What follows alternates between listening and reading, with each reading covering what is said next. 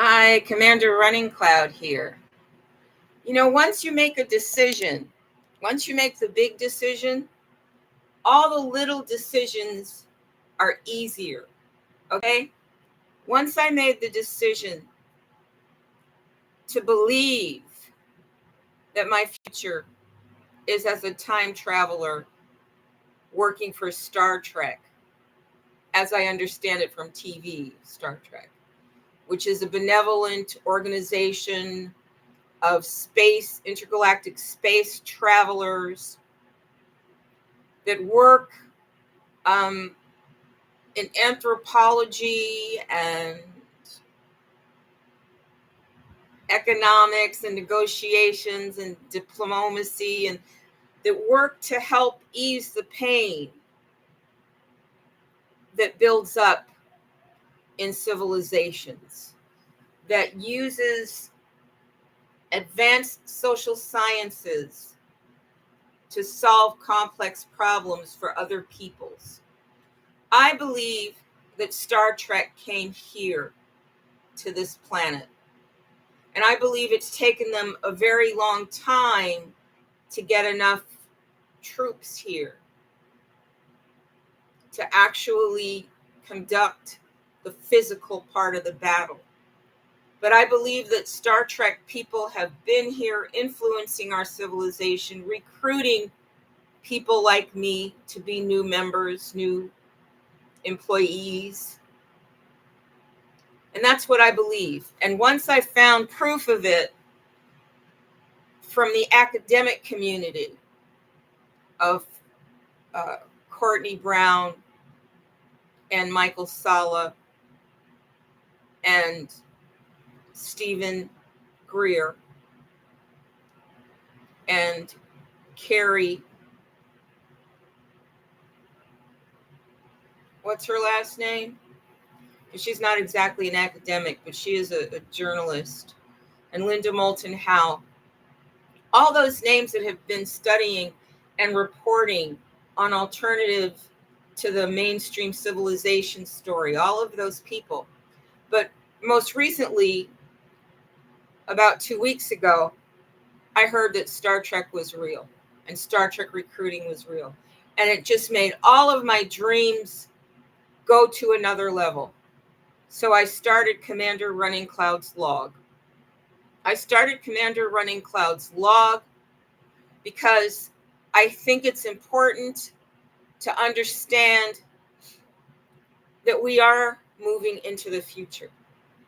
That all the things that happened in the past, like the story of Silver Rain Runningcloud, are important, but they're only important for how they inform our decisions for the future and our understanding of what we see as we move out into the intergalactic community. I think it takes a lot of courage. Okay, I have to summon a lot of courage to make the decision and then to actually execute the decision by giving these reports and daring to call it Commander and daring to call it Commander Runningcloud's log, like Captain Kirk's log, Stardate, blah, blah, blah. And I knew it would resonate with people that are on the same trajectory, on the same life path as I am. But it still takes a certain amount of courage, okay? And I'm pushing hard tonight. Doing this extra report that I would leave until tomorrow, because I want to live tonight like tomorrow is going to be the breaking point, like tomorrow is going to be when this level is done, when we move on to the next level. Of course, if we don't, I'll grieve. I won't lie, I'll grieve. But I guess the only way that I can get through the long periods of time that I have to live this kind of life and see the things I'm seeing is to believe that it is going to end. Okay? And I've heard it's going to end rapidly and suddenly. That's what I've heard about it. But we'll see, like everything else, it all depends on what we actually see. We can hear or think we know anything, but till we actually see it, right? So when I said this is it, I either see proof of this Elon Musk thing or I'm out of this. Well, that's when the Las Vegas event happened. That's when I actually was put in the same space with them. And that's when I actually felt that fear of knowing that I wasn't dealing with humans and that they were not my friend. At this point in my conversation about the dangers of cyberspace and who actually owns cyberspace and who creates cyberspace and who has power in cyberspace and what cyberspace power is, I want to remind you that you don't need an elected official. You don't need your mother's permission. You don't need a written authorization to become telepathic with the interdimensional community that's here as our new community, as friends, as leaders, and as allies in this war. We on Earth have been forbidden from speaking things we know are true. We have been forbidden for speaking the truth about our enemies. We have been forbidden from teaching what's real. Instead, we've been let know that if you try to teach what's real in that dominion, you will be destroyed. Because we have economic power, we have social power, we even have power over the water you use to wash your hair. We can make water so hard that your hair will crinkle right off your head if we want to. We can put fluoride in it.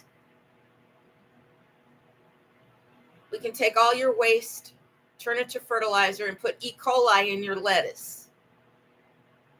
Because we control everything. We control the grocery stores. We control the growing fuels. We control the trucking. The only thing you get to do is choose what you're going to take from our selection. That's the only thing for you. So I don't want you to take that mentality into this next level of your life.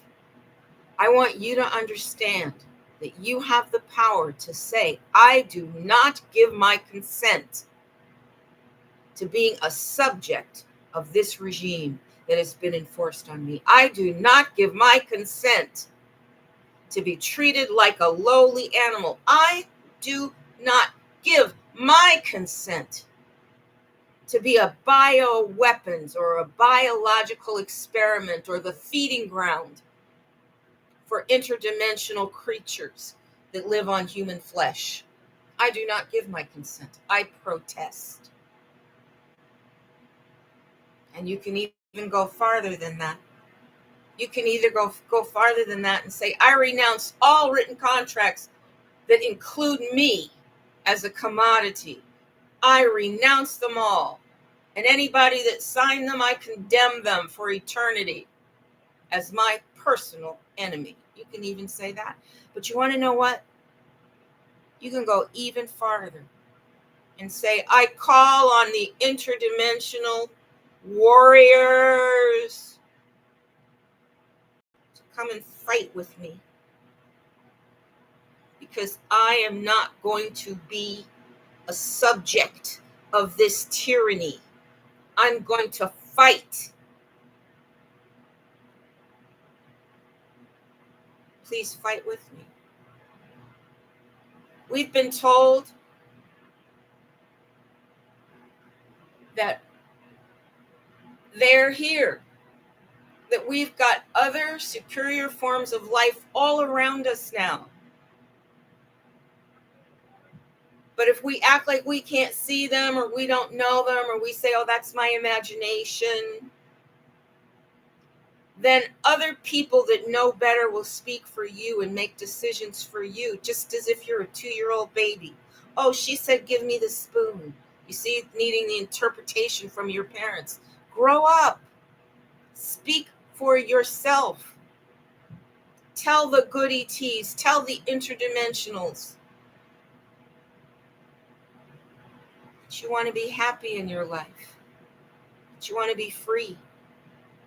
That you don't want to have to speak lies or say nothing at all. That you don't have to be compliant by being silent. That you don't have to submit and agree. There's a cavalry here, people. They can't hurt you now.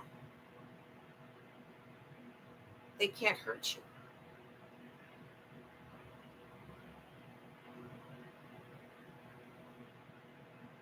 Well, they can't hurt you permanently, okay?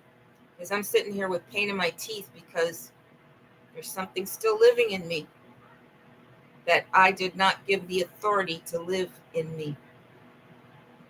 And it doesn't matter if I say, hey, this is my sovereign body, I have dominion here. It doesn't matter one bit.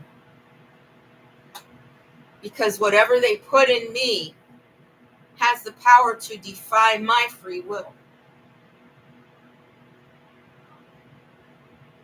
But I believe that whatever they put in me can be healed. I believe I can be healed. I believe I can be cured. I believe in tomorrow. I believe in good. I believe humanity has value. I believe God made me. I believe I have a right to happiness. I believe I have a right to my property. I do not submit to being a peasant. I do not submit to being a subject. I do not submit. So anything you're doing to me by force. And if you're doing to me things by force that I do not wish done to me, then you are my enemy, and it is not just my right, but it is my duty to stand and fight. Because I'm going to be free. Okay? The promise of America is going to be real for me. Even if I have to do it on a ship named America. Me and my people will be free. Now, we talked about mutual understanding. We talked about morality. We talked about values. And all of those things are very important when you're creating a community, when you're forming a community. And I know that everybody included in the future I'm headed for has been carefully vetted and selected for this particular life path. So I know that you're not going to have to worry about finding knives in your back, okay, from your fellow crew. You're not going to find knives in your back because everybody has been carefully vetted. Now, I've been told that things are going to be different any day, maybe even tomorrow, right? And sometimes when I'm told things, they actually happen. Sometimes these things actually happen, these things that I'm told. But other times they don't. Other times it's just wishful thinking on my part. But I've heard again and again and again and again, going through my head, that there's a date set and that this interstitial existence is almost over, that the next phase of our life is about to begin. And that's why I'm doing this extra push tonight, kind of living like there's no tomorrow, because maybe there isn't a tomorrow in this trajectory of our reality. Maybe our tomorrow is the start of a new today. But while we're here, let's talk about cyberspace. Let's talk about the blockchain. Let's talk about the entire economy being created in cyberspace. Now, the Europeans only have a limited amount of land over there in Europe. So one of their strategies for handling their growing population and satisfying their desires to be royal, in charge of men, richer than men, objects of envy, because their culture of scarcity promoted that, that's how they came out. So when Elon Musk and his intergalactic crew of pirates and criminals got here, the Europeans were very eager to make those alliances so that they could acquire more. And once they acquired more, they wanted more and more and more and more and more, until we got where we are today, where we actually have law enforcement, judiciary systems, politicians, every aspect of governance of a nation, all three branches, executive, judicial, legislative, all three branches of the government corrupted in the very same way, corrupted to make sure that Europeans profit from the assets. Okay? Now, Europeans, let's imagine that this lifestyle here is going to continue, and that Europeans want to continue to dominate and pretend that they don't understand that they're killing people, that people die for them to occupy other people's lands, that cultures die while they tell lies through educational systems. And I want you to look at every structure that they made to imprison us. And then I want you to look at cyberspace. Now, I tried to get a job in the 1980s among the first generation of college-educated Americans to enter the computer technology field industry. I was in that generation, okay? The 1970s would have been the first classes coming out of college with computer science degrees. And I got a job that computer scientist degree students would usually get, but I was lucky to get into a training program. And because I work hard and know how to read from doing literature, I was able to advance. And because I hadn't gone to college and had my ego destroyed, like the other Americans I knew, I was able to continue. I didn't look for a way out thinking I couldn't do it. So when AT&T decided they were going to create Unix to compete with Microsoft, well, I had a home computer, first generation, well, second generation, the 8086, AT&T 8086. I was on the bulletin boards. I was using modems. I was with the first wave of computer science development in America. And when I went to AT&T to try to advance, well, they didn't promote me to Western Electric, where a lot of the science, physical science of the industry, telecom industry was being developed. They didn't let me go out there to Lyle. And my cousin that went to Lyle, well, he was a homosexual, so he wasn't going to contribute to society with children in a stable home. And then he died of AIDS when out in California. But when he worked in Lyle at Western Electric, he wasn't any kind of a, person with enough power to get me on. And when I went to the interview with AT&T to be on the Unix development system, they advertised at Illinois Bell for the technicians to come for the interviews, to get on the Unix team. Well, I went to the Unix interview, and the European man that interviewed me said, well, if you're so good, why would Illinois Bell let you go? Wouldn't they miss you? And before I even got back to Chicago, He had called my boss and told him that I was looking for a new job, and I was fired the next day from Illinois Bell. Fired the next day after the interview with AT&T because of corporate communication. Okay, they weren't supposed to be one great big Alexander Bell European dominating machine, but they were all so close and so incestuous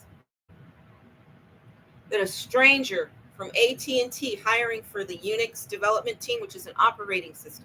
I mean, if you got in with the Unix development team, you were getting in on the ground floor of developing one of the first operating systems, the one that later became the foundation for Apple telephones, Chromebooks, anything that wasn't Microsoft. And I'm sure Microsoft used some of the Unix technology too. So I'm trying to get over there, and the Europeans block me. They don't let me in, okay? That was typical. You see, the Europeans, when they educated my friends who were computer science majors, they destroyed them in college. They destroyed their ego and their confidence in college. But since I didn't study that in college and got trained when I got out, they were only able to destroy me after I was committed to the industry. Okay? Now, when I worked at Loyola, after I had a kid, I went to school as a way to keep myself active for a few months. And when I went, I worked at the Computer Help Center. And it was through working at the Computer Help Center that the European boys were teaching me about the video game industry. And we were learning the first video games where it was all narrative. No pictures, no graphics, no NVIDIA. It was all just narratives. King's Quest was the name of one of the first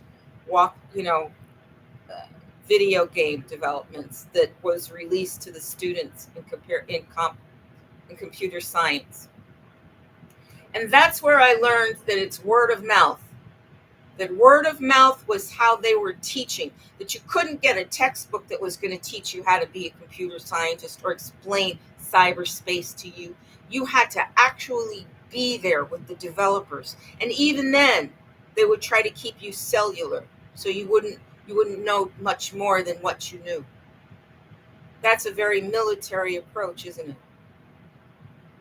If I were giving one warning to Africa, China, I don't have to give it to India, because India was smart enough to develop their own systems. India knows the Europeans very, very well. So the East Indians have really been able to protect themselves. And the Europeans really don't want the hordes of Indians just sweeping across the land to destroy them, because India is as big as Europe, and it's very well populated, and the people are intelligent, and the people are spiritually united, and their culture is ancient and undisturbed in many ways. The swastika came from India, okay? So I'm just saying that the East Indians have a lot of autonomy in cyberspace. They were even able to develop their own space program. Whereas other nations that were victims of colonialization didn't have that opportunity. A lot of people don't know that the Dogons knew more about extraterrestrial life than the Europeans way back when. And a lot of people, more importantly, don't know history from the Arabic texts. One of the reasons why the Europeans want to keep the Arabs out is because the Arabs have ancient knowledge of the civilizations that rose and fell in Africa. Okay? So if you want to pretend like Africans are primitive and incapable of advanced technology, that's only because that's the lie being told. If you knew the previous civilizations of Africa that rose and fell, you would understand things much differently. I got my biggest glimpse of it from Sheikh Anta Diop. That's Chiek Antidiop. And one of his books, it might have even been called Civilization. But that's where I learned that they had developed one of the first writing systems. That's where I learned about the Ashanti Nation. That's where I learned about the creation of the Malinke people and the territory that they occupied. And they didn't occupy these territories by being mean to each other, okay? They didn't have the Roman conquest, Nordic bash your head in to acquire things kind of state of mind. You can't really do that on a big, gigantic continent, right? And it wasn't always desert.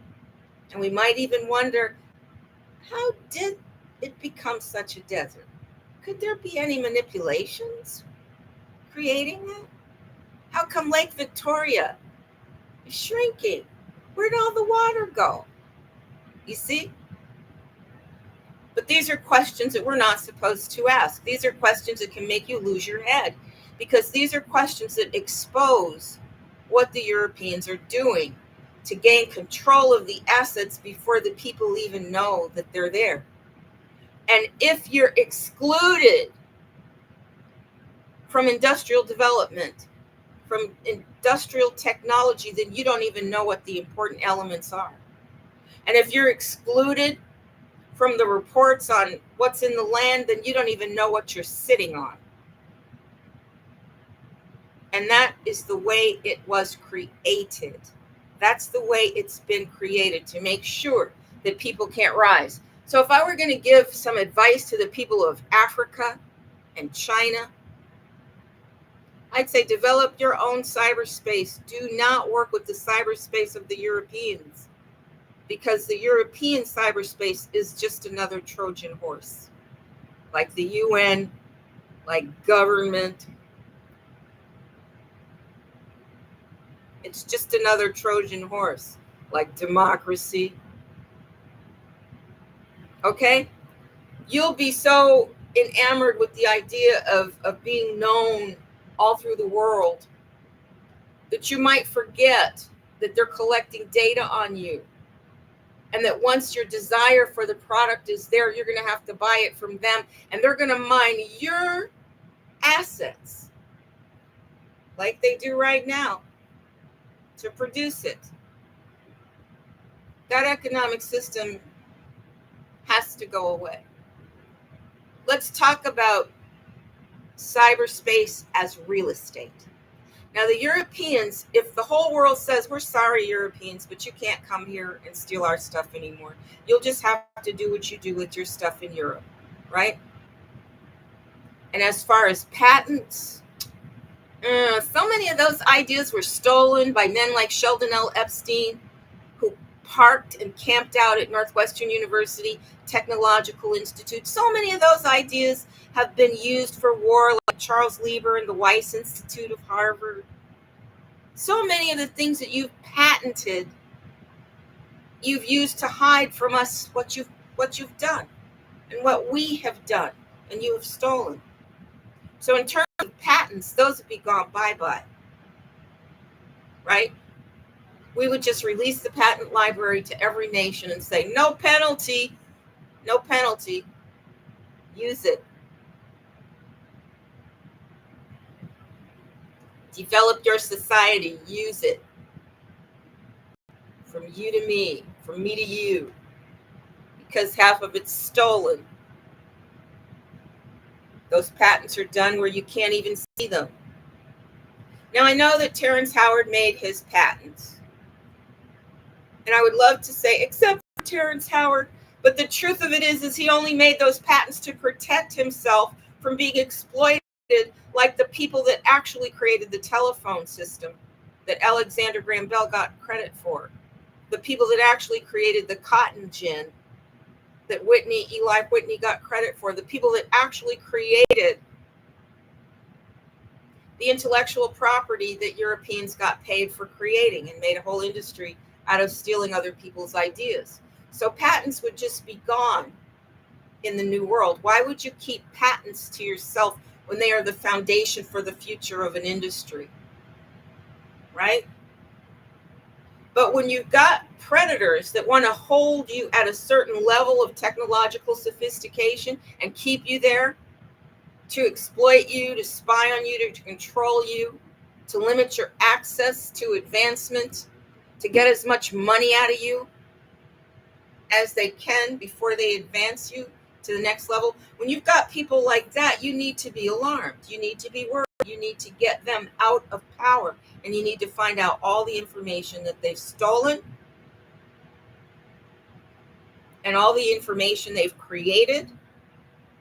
In other words, all the information that they have acquired, just like they acquired my land and my money and my stocks and my bonds that my stepfather and mother left me, stolen. Just like the ideas Sheldon L. Epstein stole. Just like the ideas Henry Louis Gates and Hazel Carby and Brent Hayes Edwards and Valerie Smith stole. Stolen, stolen, stolen, stolen, stolen, stolen. Now, if they're stealing brilliance from me, they're stealing it from everybody. And if you get paid for your brilliance and you're being robbed and other people are getting your money, then you have a legitimate grievance. You have a legitimate grievance, and you have been the victim of a terrible immorality. So patents are gone, okay? And it's the fear of these kind of decisions that made them take Trump out, that made them make me suffer so much.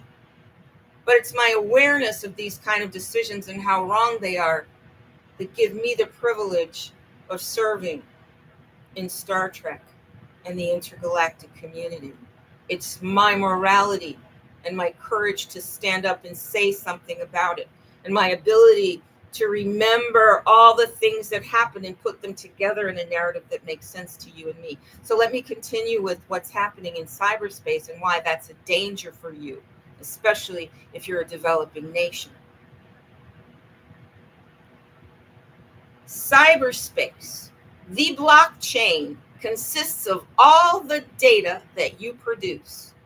If you wonder why you can't get rid of your mail in your mailbox and why you get so much spam, it's because it makes the blockchain. And the people that make the blockchain are on the other side of the cyberspace wall, okay? We're all the consumers out here on this side of the cyberspace wall. And over there on that side of the cyberspace wall are the Europeans who develop and control the entire market of telecommunications, the internet, computer development. They even design the chips, right? They even design the chips, although I think that any other nation that actually manufactures the chips would have been extremely smart to do their own designs and ship machines with their own designs in it, because chances are the Europeans are not going to check every single shipment. They probably are just going to look at some samples. So I think that the idea that the computers and telephones might also be compromised by foreign nations where these elements are actually produced is not a bad thought for you to have. But it doesn't stop us from having a situation where the Europeans are dominant in cyberspace because they have deliberately excluded people like me that tried to get employment and development and training and a chance to participate. I really wanted to get into the video game industry, one, because of my degree in literature, but two, because of all the propaganda and stereotyping that I saw there. It was just another platform for creating a European dominance in everybody's mindset. And I wanted to be able to create a company that would create games that come up against that fight that. But they wouldn't let me in. They wouldn't let me in at all. Okay?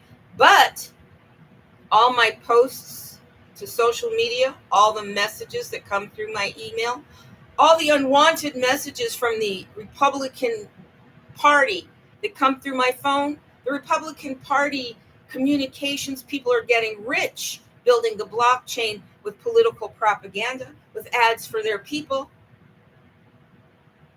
And don't try to unsubscribe. You can't get out of their system. They send me messages, and all those messages, they keep the internet flowing. Okay? When I went to develop things from Fiverr, they would send me images so packed with data, because then once I load that data up, anything that was in the picture goes up. But if we had an industry that cared about the consumers, wouldn't we have made sure that the photographs that we take are at least accessible to us? When's the last time you tried to find a picture in your cloud? You can't. Because instead of devoting resources to indexing your pictures the way that you would have if you were taking pictures and putting them in a photograph book and putting the year on the book and marking who's in the picture, they decided it's going to be a part of the blockchain, and you're not going to have access to it. Blockchain is going to be locked, and then they're going to start selling assets from the blockchain and developed in the blockchain, so that the desire to have and protect the blockchain grows and grows and grows among investors and developers that can actually be in and a part of it, right? Because you're not going to want to threaten the blockchain if by having people be able to delete their email or say no more messages. You know what? On the new iPhone, you can't even say don't send me any messages. They will force them through. They will rape your phone and just force their data through. And you have no choice. And God only knows what they did to Wi-Fi, and they definitely have tampered with Bluetooth. But you don't know, because the Europeans keep you out of it. They don't let you know what's on the other side of the consumer provider developer wall of cyberspace. And back there, they've got weapons. Okay? They're seizing land in 3D to build these huge data centers where they collect every word you say. They collect your voice. They collect your eyes, your body movement, everything about you. They collect. So they can manipulate you or eliminate you, depending on what they want to do. But this is power being given to the Europeans through their dominant control of cyberspace, through their failure to let other people in the industry, where it's all being developed by word of mouth. And then they use patents and the idea of corporate privacy to make sure that it doesn't become a part of the educational system, so that we all can participate in it. And it requires fewer and fewer and fewer people to get things done. I mean, once you've written the programs, you're finished. That was something I learned when I was working for the First National Bank of Chicago, which became part of Bank of America, was that, gee whiz, after somebody's written all the programs, there's really nothing for you to do. Y2K was like just a way to keep everybody holding on, because the only thing that Y2K meant to the computer industry was that if you had stored dates with just 2 digits for the year, you needed to put in 4. So I can't tell you how many work requests came across my desk to just change the data structure to add 2 more boxes for the year, so that the mathematics based on year would be correct, because a lot of people had just used 2 digits before. But you could have really just had one back-end program that corrects all that, you know? You didn't even have to go into the programs. But it wasn't long before they started using Hogan and centralized banking systems that made it even less necessary for anybody else to even get involved. You know that? Now, if there was a trust department in a bank, I could go to that trust department and say, my mother's had a trust here and my brother stole it. And the bank would be obligated to prosecute for me. But that would be in a normal society, right? Not a society where the bankers hide men like Juan Luis, who actually skim money out of the accounts of all the people with Apple computers in his community. He just skims money off, right off the top. he still has the ability to interfere with Sam's. You see? Because the Europeans at different levels of the profession have been able to get in and commit crimes. Like at GoDaddy, Sonoran website development employees and developers were a big part of GoDaddy. And they would use Sonoran to get extra customers and then run them through GoDaddy. But at GoDaddy itself, the IP address, the computer programmers were stealing people's data, cloning people's websites, making sure that they were collecting advertising assets from your pages. And pages that you left dormant, they ran ads and collected the money. So you can't even find out the ways that Europeans are making money on the internet. And a lot of the things they're doing are not even against the law because they have not been detected. And the victims are us. Do you know how eager they are to start their systems in Africa, where they can take advantage of all those people and never let them into the system and have most of the corruption already built in and hard-coded and on chips? So we were told that the end days would be a fight between principalities and dominions. Cyberspace is a dominion. We all work together to create cyberspace real estate, but only the Europeans profit from that, and only the criminal Europeans in cyberspace. And they get the compliance of others, honest people, by saying, well, the blockchain is necessary. The entire cyber currency market is built on the blockchain. So if you let good people disrupt the blockchain and control their own data, then all your investments in cyber currency will disappear. And all of the companies that are using the blockchain will go under. So you see how they built so much risk in to your oppression? That and even if you're a victim of the oppression, you can be an investor too. So if you're a victim of the oppressor, if you're a victim of cyberspace oppression, theft, and deception, are you really going to try to pull the rug out from under your own self when they have put so many plates on that table? Are you really going to pull the tablecloth out when they've stacked it with plates and plates and plates of delicacies? No. So they force your compliance into the creation of cyberspace property known as the blockchain, but then they use the mandates of the blockchain to acquire property in 3D. Okay? Arizona Electric Company does not need a mile-long facility. Silicon Valley National Bank does not need a high-rise that's empty in Mesa, Arizona, where they stole the water from the reservations and run it through a man-made canal. So it's beautiful over there. And other places are experiencing drought. And the Silicon Bank is built on computer properties, right? So the blockchain that we all have become, that a lot of industries depend on, destruction of the blockchain would disrupt every single person that was invested in Bitcoin would lose their money because there'd be no blockchain anymore. If they wanted to keep the blockchain, though, then everybody should be entitled to own their blockchain just like they would own land. Okay? That if you want to run your data through my collection of data, through the data I have created, you're going to have to pay me and not them. You're not going to be making trillionaires using my blood and sweat and tears, right? Because work is supposed to be a commodity.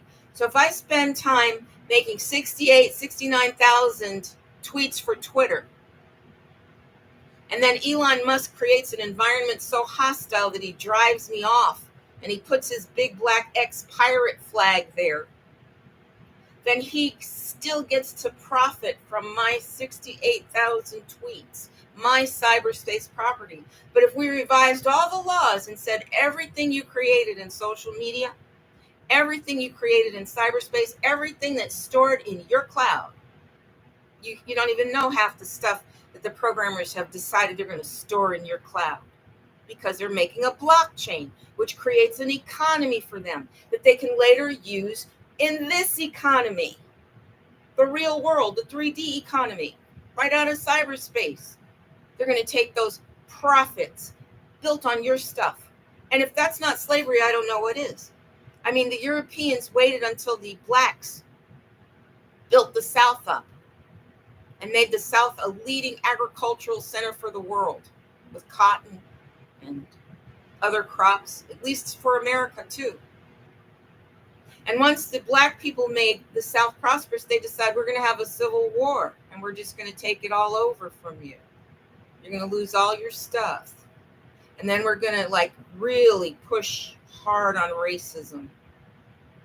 We're going to push really hard on that. So we're going to drive you right out of your lands. You'll still own them, but you won't dare come to try to claim them or develop them. We'll make sure of that. And that's what the Europeans did. Well, as people catch on and say, well, you know what? You're going to have to give me my land, honey, because this is immoral. And now that the whole world is looking at you and seeing that you're stealing my land and seeing that your courts are corrupt and seeing that you're a bunch of thieving killers and genocidists, now that we all know it, we can go after you legitimately and I get my stuff back, right? But do you know what kind of disruption it will cause when I get my Oklahoma land back to the little oil and gas industry that's feeding Elon Musk's rocket ships? You see? Now, we all know that the electric vehicle batteries are a serious, huge, serious problem. And we all know that the range on one of those cars is low. And we all know that those cars are so loaded up with computer software that's taking pictures of everything so they can create a virtual reality. You're driving, you're doing all the work, you're paying for the energy, and they are just sucking up all your data and using it for themselves. And then making it into a commodity that's sealed so you don't even know that you're contributing to it.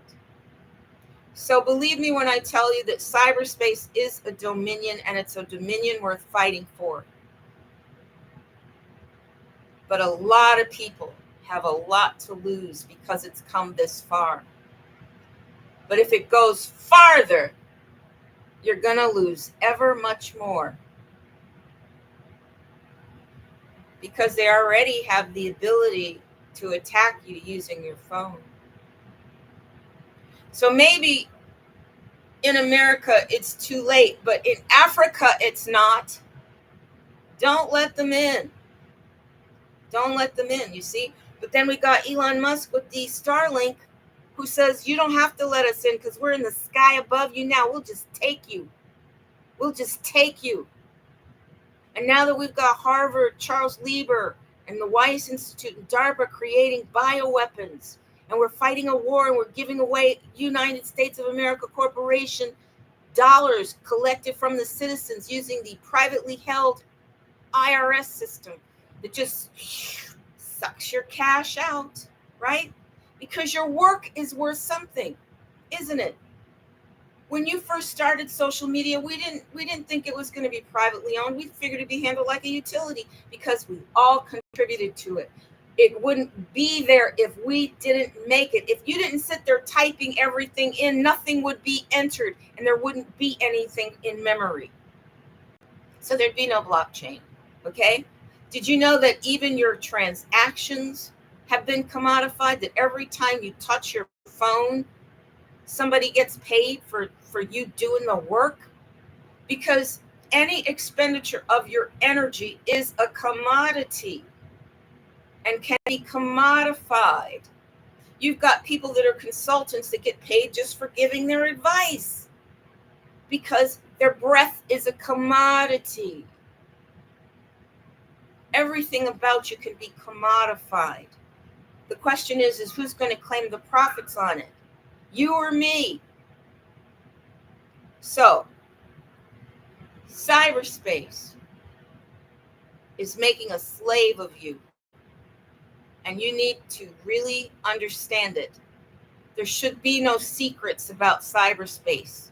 The idea of corporate privacy to protect competition is ridiculous when you've got nothing but monopolies, and when you've got the same men on the boards of all the institutions, and when you've got one man, Werner von Braun, Elon Musk, who has the most dominant position in all the industries that control you, power to control you and what you can do. So I've been saying this for some time, and I don't seem to get heard very much, but I'm saying it again, not so much because I'm saying it again mostly for Africa. If it's not too late, I would advise Africa not to adopt European technology. I would advise Africa that as you close the door to Europeans stealing your assets and your property, as you close the door to that, also close your door to their technology. Get the patents and learn it yourself and develop your own, and stay away from the corruption. Let everybody learn how cyberspace works. Don't just keep it for the elite that can be tempted to exploit it and use it against us. So that's the end of this conversation, because as far as we are in America, I don't expect to be around long enough to see the solution. That I'm either leaving or I would succumb to death, because it would be just that long before anything would change, because so many people have invested in the seemingly innocent aspects of the technology. You see, I have no desire to bankrupt all the millennials that put their money into cyber currency. Although cyber currency was presented to us as a freedom from the system, an escape from the freedom from the system, when it just became another Trojan horse trap. And I wouldn't want to disrupt all of the businesses that are being developed on the blockchain. But I'll tell you one thing, if the public understood the blockchain and who's using it and the businesses they're running, those businesses would go out of business anyway. Okay? And when you're thinking about, investors, you got to have money to invest. And I don't know about you, but I love the idea of investing. And all of the hawkers, the pump and dump artists that want you to invest, I admire them so much, and they really capture me in their advertising, because they make it sound so easy to get money. They make it sound like all you have to do is put your money away. But most people can't afford to put a significant amount of money out of touch for the 20, 30 years that it takes to actually make the market work for you. Most people will have emergency expenses coming up, especially when you've got a predatory, enemy-run, foreign-owned economic system that makes sure that it exceeds your income with the obligations, and that has enough control over the assets that you own that you have no control at all. Okay? So one reason that I'm saying this is because I know it, and I want to share it. And I'd love to see something happen to stop the Europeans from controlling the world through cyberspace. You see? I mean, we don't even know the capabilities of a Starlink satellite, but we do know that it can find you in a crowd and pluck a hair out of your eyebrow if it wants to. Okay, thank you for joining me. Thank you so much. And I sure do hope that what I've been told is right, because living on hope just isn't enough.